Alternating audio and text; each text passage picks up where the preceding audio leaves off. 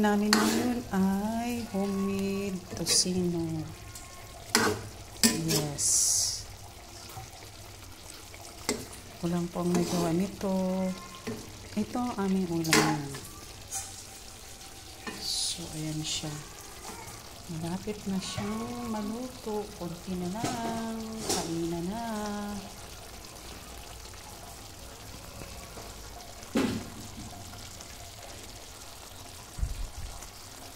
Kunting pakulo na lang. Favorite ko ng mga Janakis ko. Ang tocinong gawa ng kanilang mahiwagang ina. Ciao! Mahiwagang ina. Yes. Binabad ko to kagabi.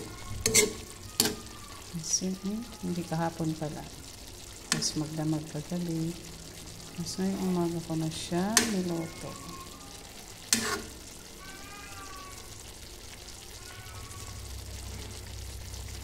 Yan, isang kilo yan na baboy.